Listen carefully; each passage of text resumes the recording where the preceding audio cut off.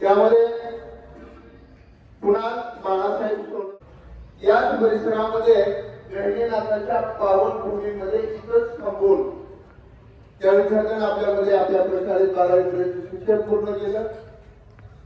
12वी नंतरचं उच्च शिक्षण घेतलं आणि पुन्हा स्पर्धा परीक्षेसाठी प्रयत्न केला. याच ठिकाणाहून केला आणि याच ठिकाणी आज त्याला फार मोठं असं यश मिळालेलं आहे.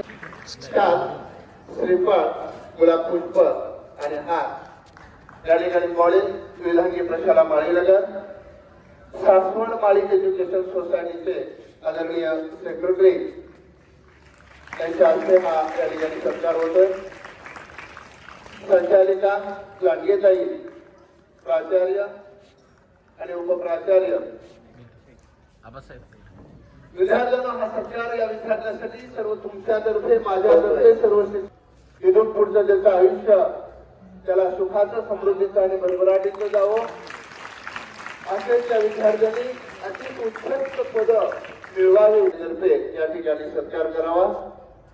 शाल, श्रीफळ, गुलाब पुष्प आणि हार आदरणीय सेक्रेटरी साहेब.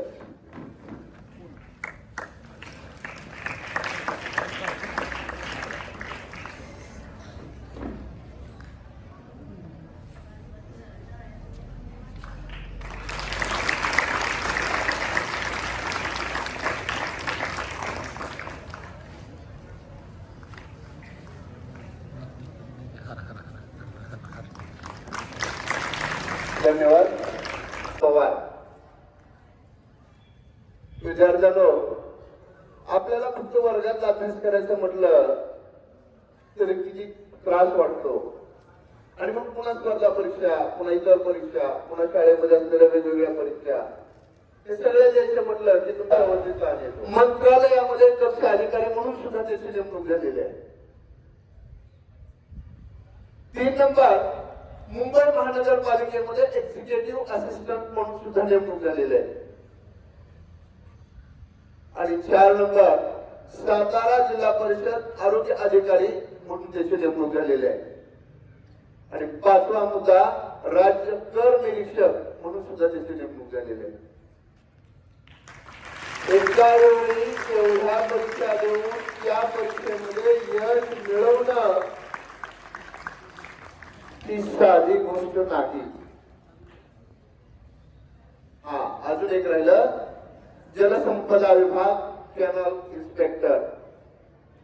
एकूण किती पदं झाली बघा. एका जोरात टाळ्या वाजवा.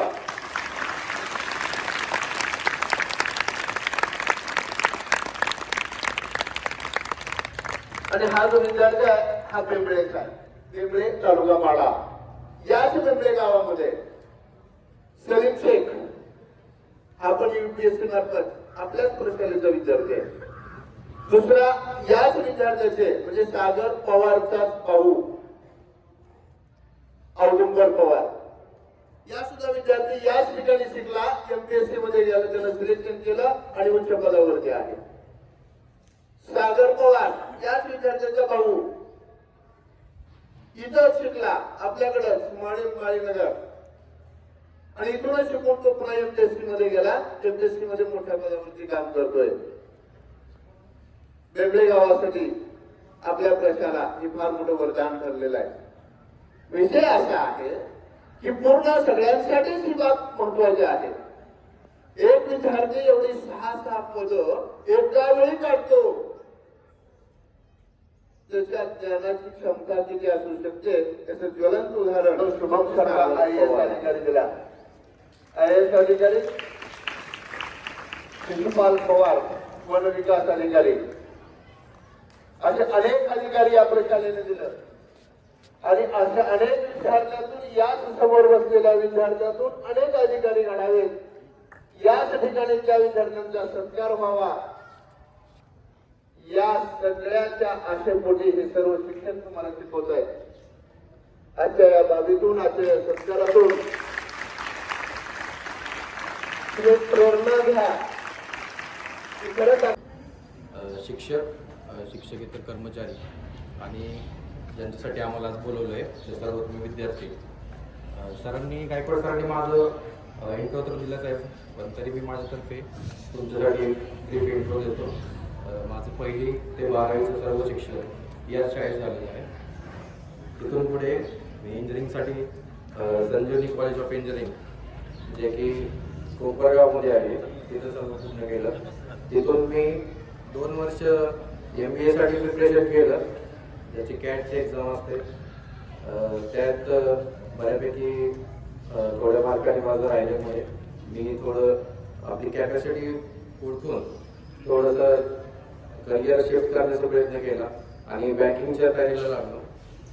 बँकिंगच्या तयारीमध्ये सर तुमच्यासाठी मेन गोष्ट आहे की इंग्लिशचं तुमची प्रॅक्टिस जास्त पाहिजे.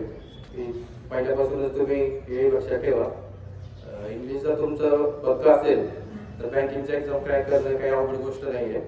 आणि नशिबाने मला पहिल्यापासूनच इंग्लिशचं बऱ्यापैकी चांगलं असल्यामुळे आणि स्वतः वडील इंग्रजीचं शिक्षक असल्यामुळे इंग्लिश माझं पहिल्यापासूनच चांगलं होतं.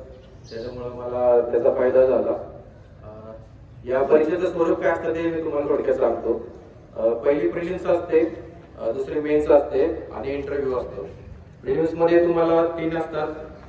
पहिला सेक्शन असतो इंग्लिशचा, जो की 30 मार्काचा होतो.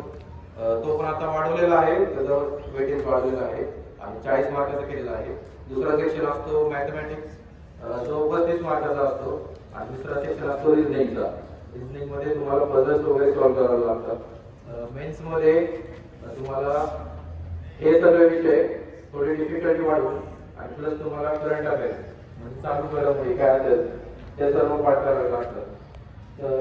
आणि तिसरी स्टेज आहे इंटरव्ह्यू. इंटरव्ह्यूमध्ये तुमचं नॉलेज बघितलं जात नाही, तुमचं अपेअरन्स आणि तुमचं डिसिजन मेकिंग पॉवर किती आहे.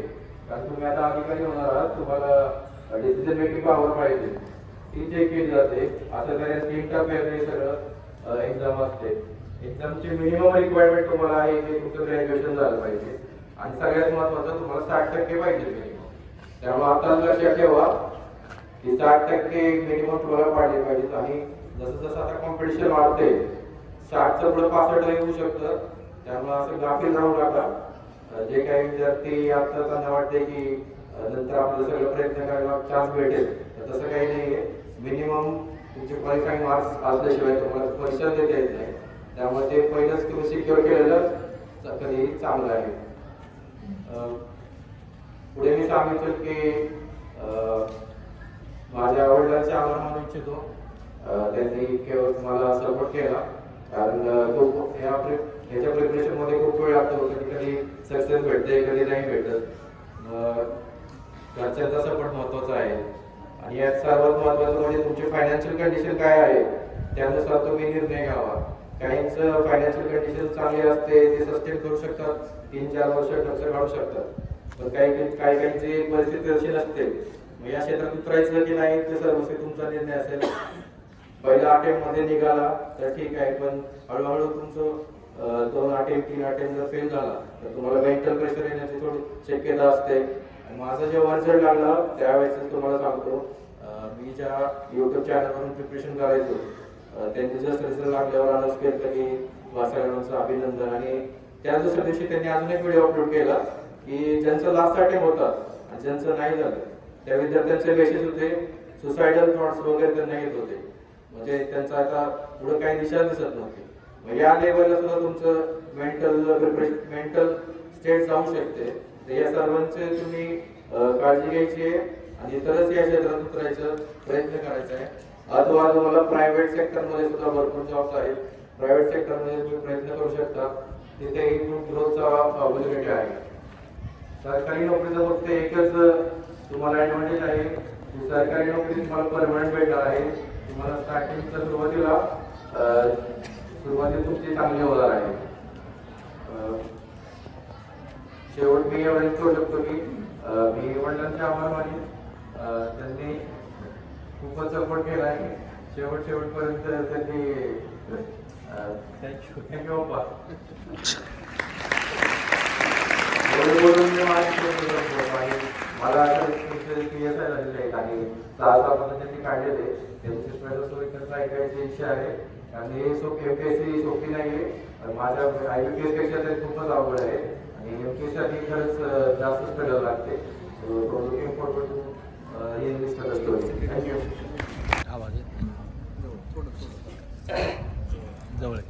व्यासपीठावर उपस्थित सेक्रेटरी साहेब, तसेच आमच्या प्रशालेचे मुख्याध्यापक बिराजदार सर, संस्थेचे सेक्रेटरी साहेब, तसेच प्रशालेचे मुख्याध्यापक बिराजदार सर यांनी आमचा सत्कार केला, त्याबद्दल त्यांचे आभार. मी माझा पहिल्यांदा परिचय करून देतो.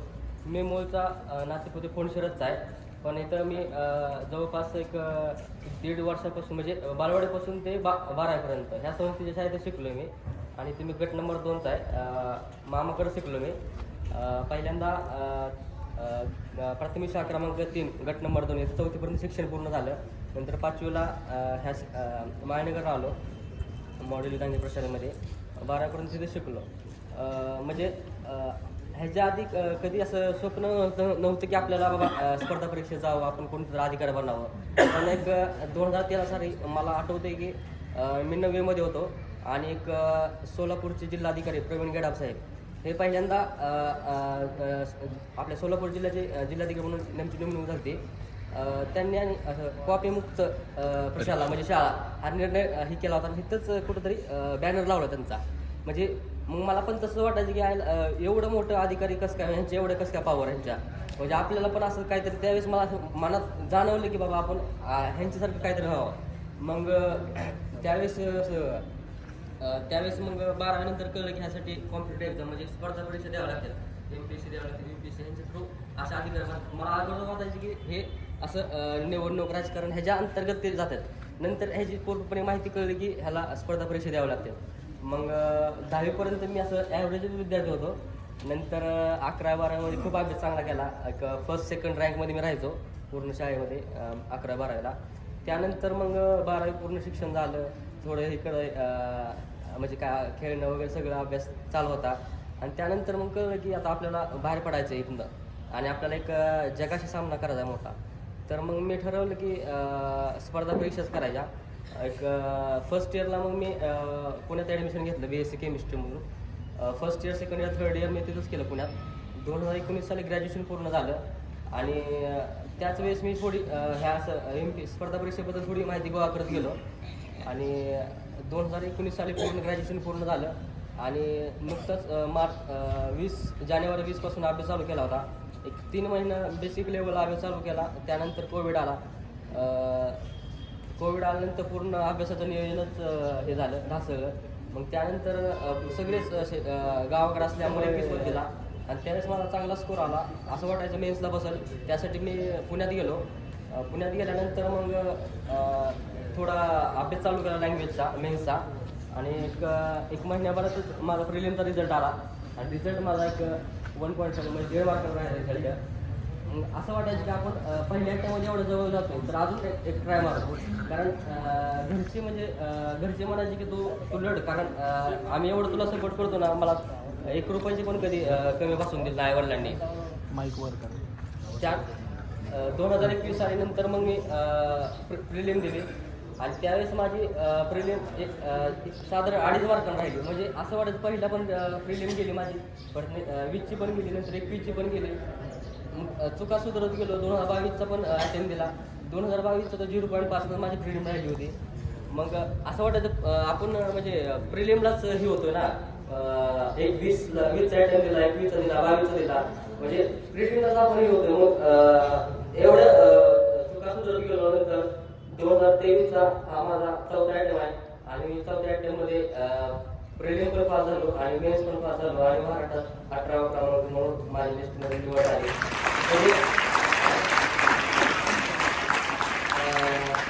पण ह्या संघर्षाच्या काळामध्ये माझा मोठा भाऊ आता जो की सख्खा भाऊ मोठा PSI झाला आहे. आम्ही दोघांनी मला आठवते की 3 महिने आम्ही दोघं सोबत पुण्यात होतो.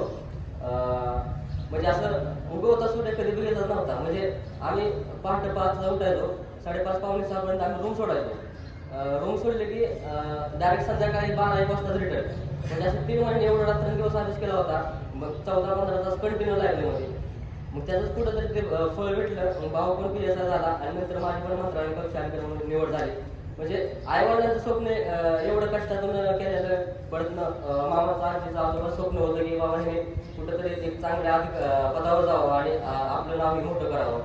मग 3 मार्चला रिझल्ट लागला माझा 3 मार्च 2025ला आणि एका क्षणातच माझं 360 मध्ये पूर्ण लाईफ चेंज झाली. म्हणजे ज्यावेळेस मी अभ्यास करायचा त्यावेळेस मला फक्त घरच्याचा आणि मामाचा वगैरे फोन यायचा की बाबा तो अभ्यास कर, तुला काय पैशाची कमतरता आहे का, काय असेल तर सांगायचा. मग आणि ज्यावेळेस रिझल्ट लागला त्यानंतर एक 100-150 फोन्स कॉल्स मेसेजेस एवढं आलं की ते म्हणतात ना संघर्षाच्या काळात कमी माणसं असतात पण ज्यावेळेस यश भेटतं त्यावेळेस मग त्याला काही असे वाटतात बघा सगळ्या. म्हणजे तो क्षण असा होता की मी पूर्ण 5-10 मिनिटं असं मला कळत नव्हतं. माझा सगळा संघर्ष मी 4-5 वर्ष घासलेले ह्याच्यामध्ये सगळं माझ्या समोर डोळ्यामध्ये फोटो दिसायचं.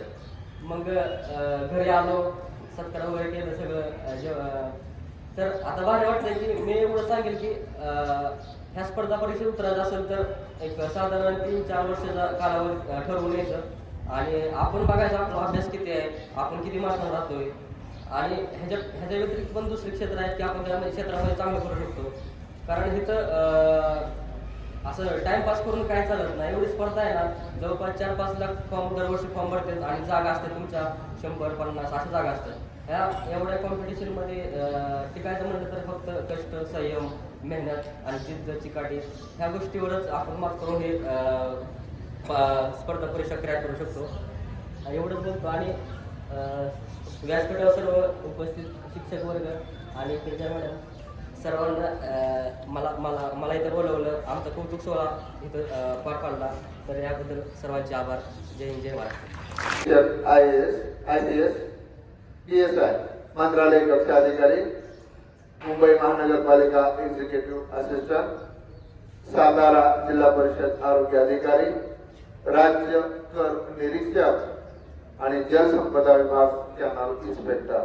कृपया या ठिकाणी त्यांना आपलं मत व्यक्त करावं आणि मुलांना मार्गदर्शन करावं अशी मी त्यांना विनंती करतो. सागर प्रल्हाद पवार.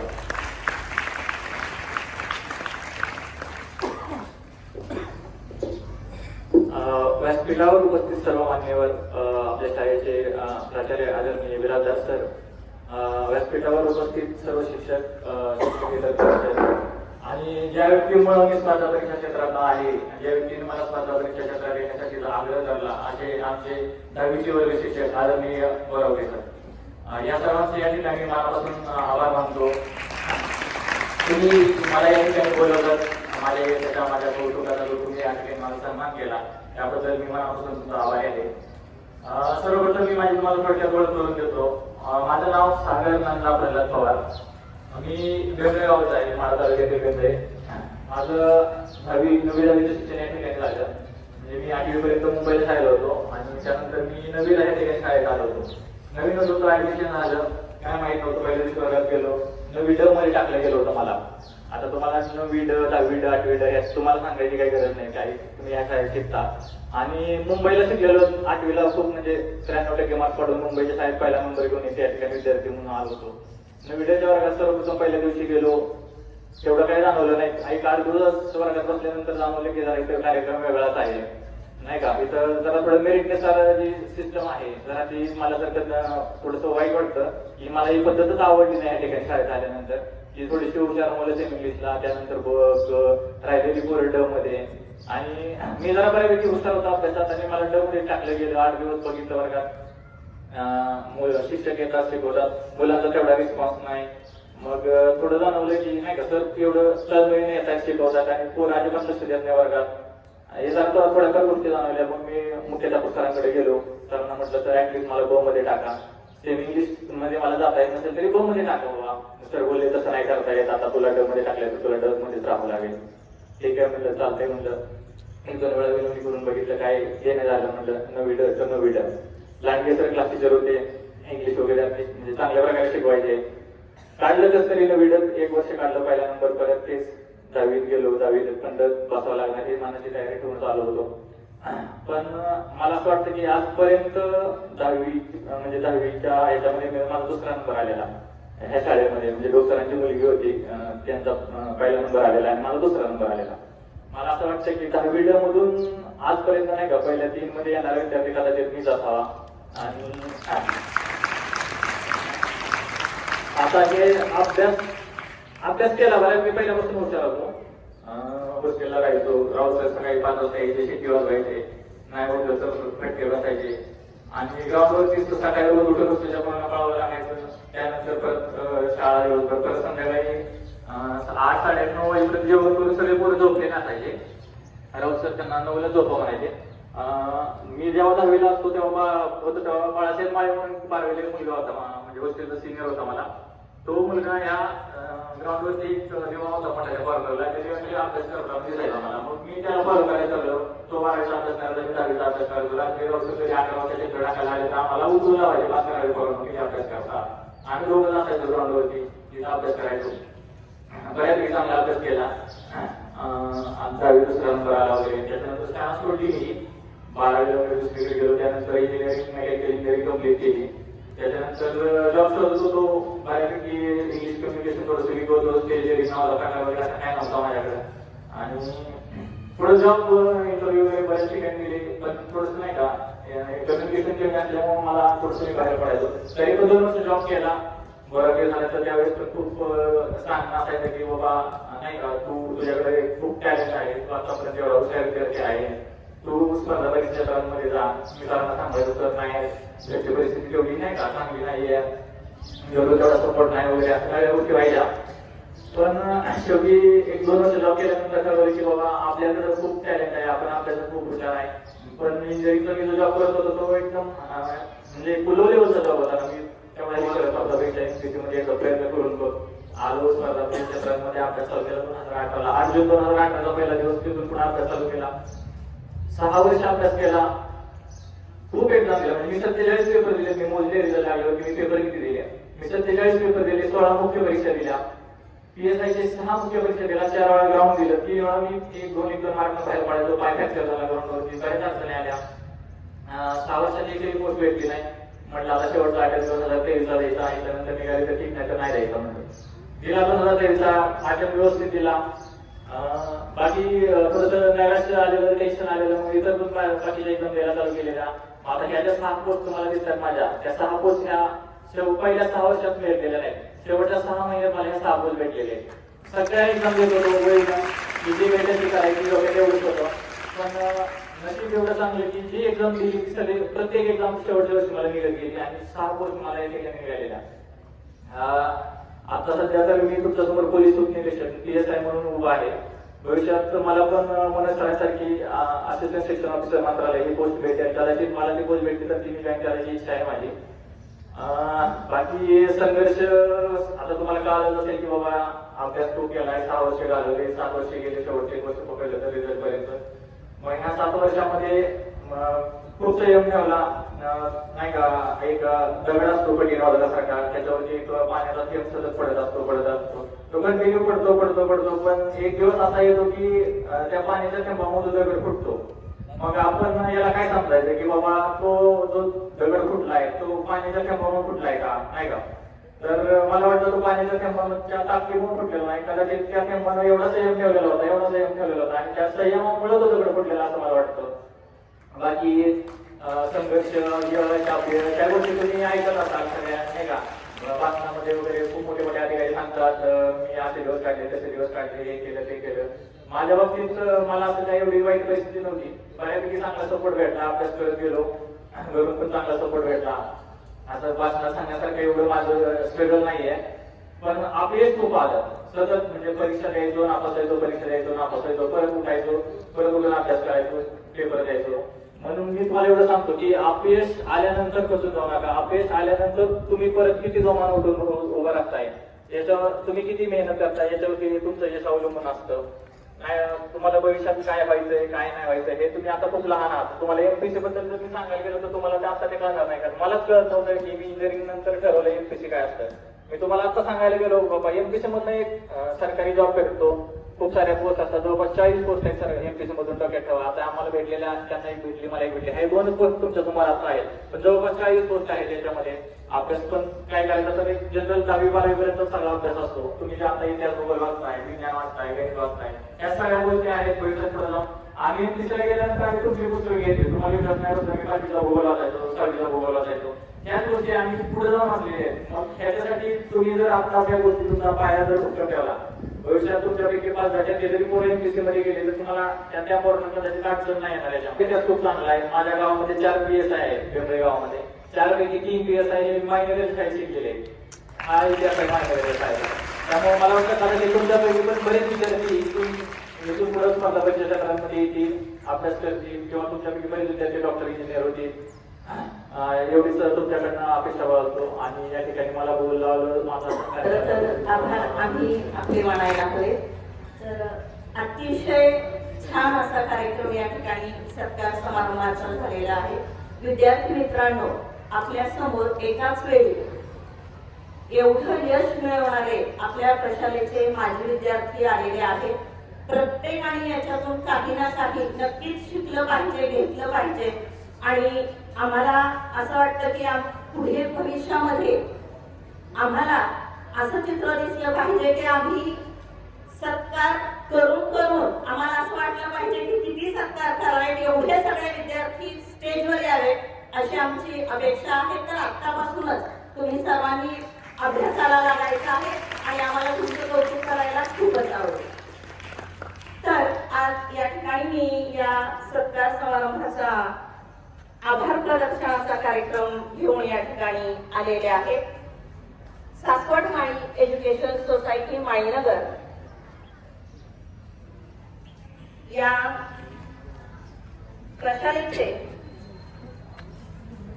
माननीय प्राचार्य, उपप्राचार्य, त्याचबरोबर सासवड माळी एज्युकेशन सोसायटीचे सेक्रेटरी साहेब मान्य श्री अजय भाऊ गिरमे आणि त्याचबरोबर संचालिका सौ लांडगेताई आणि त्याचबरोबर श्री लांडगे साहेब, धनंजय जाधव माजी सैनिक, तरटकर सर माजी मुख्याध्यापक प्राथमिक शाळा क्रमांक 1 या सर्वांनी आपल्याला या ठिकाणी वेळात वेळ काढून या ठिकाणी ज्या कार्यक्रमाला उपस्थित राहिले त्या सर्वांचं गुलाब पुष्प देऊन या ठिकाणी सत्कार होत आहे. त्यांचे आभार मानले जात आहेत.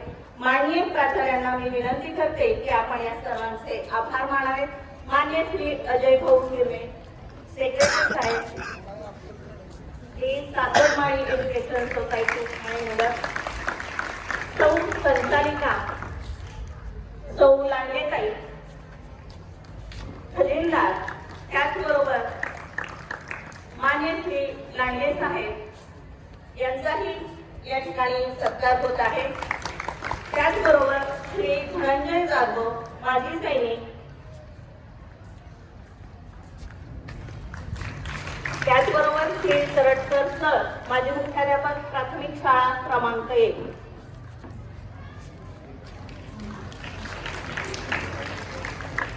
पालक आलेले आहेत, त्यांचंही या ठिकाणी मी आभार मानण्यासाठी प्राचार्यांना विनंती करते. त्याचबरोबर पर्यवेक्षक Shri Katre sir, Shri Landge sir, Shri Pingale sir, Shri Joshi sir आणि श्री शिंदे सर. आणि खास विशेष आभार श्री सोनवणे सर.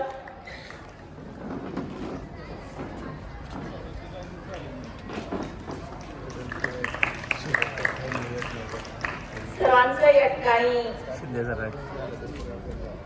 आभार.